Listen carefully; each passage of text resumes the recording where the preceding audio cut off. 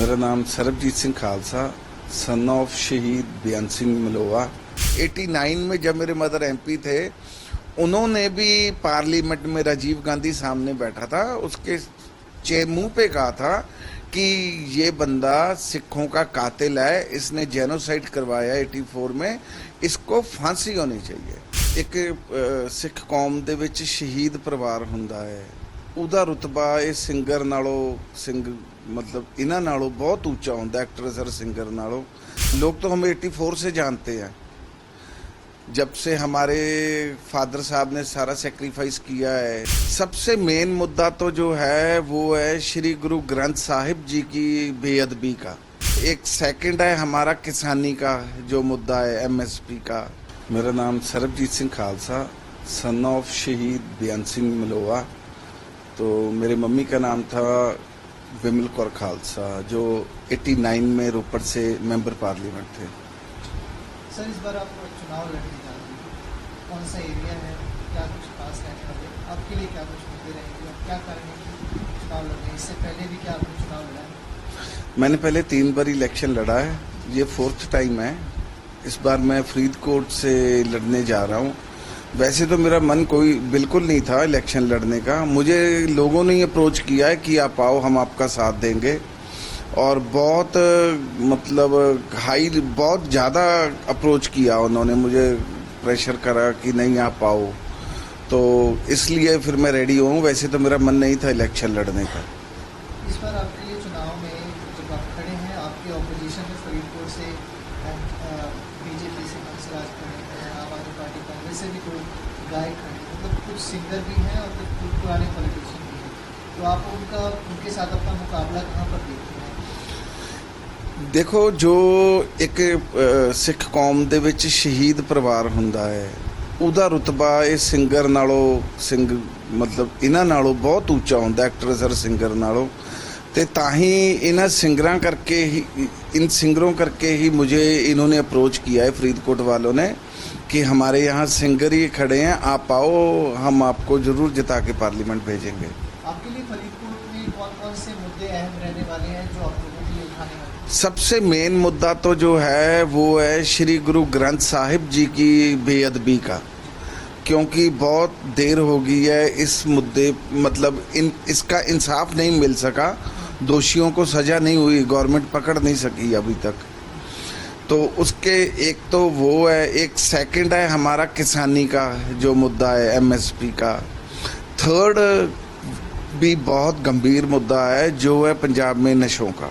Faridkot area में border area है, तो नशे तो बहुत ज़्यादा मतलब पंजाब को खोखला करते जा रहे हैं, इनको रोकना बहुत ज़रूरी है।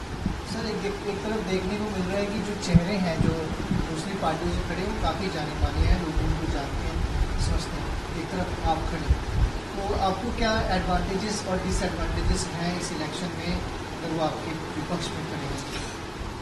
सर, लोग तो उनका कैरियर तो जैसे अनमोल है ना, इसका कैरियर तो 84 के बाद ही शुरू हुआ इनका। लोग तो हमें 84 से जानते हैं, जब से हमारे फादर साहब ने सारा सेक्रीफाइस किया है सिख कौम के लिए, तभी से जानते हैं। और लोगों ने बहुत विश्वास दिलाया है कि जो आपका परिवार है उसका सिंगरों के से तो कोई मुकाबला ही नहीं है, तो इसलिए आप आओ, हम आपको ज़रूर जिताएंगे। मैं आपको बता दूं कि कल परसों एक न्यूज़ ने 2 स्टोरीज डाली थी, तो दूसरी स्टोरी पर थे 136 लाइक, थोड़ी देर में मेरी स्टोरी पर थे 18,600 लाइक।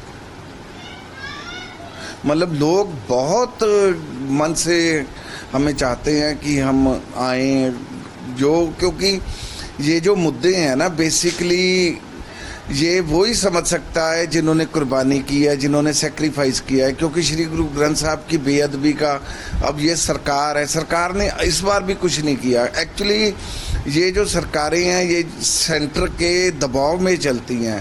एक हम जो जिन्होंने सरकार से टक्कर ली है, हमारे वो परिवार हैं, क्योंकि हम सरकार का हम पे कोई दबाव नहीं है। 89 में जब मेरे मदर MP थे, उन्होंने भी पार्लियामेंट में राजीव गांधी सामने बैठा था, उसके मुंह पे कहा था कि ये बंदा सिखों का कातिल है, इसने जेनोसाइड करवाया 84 में, इसको फांसी होनी चाहिए।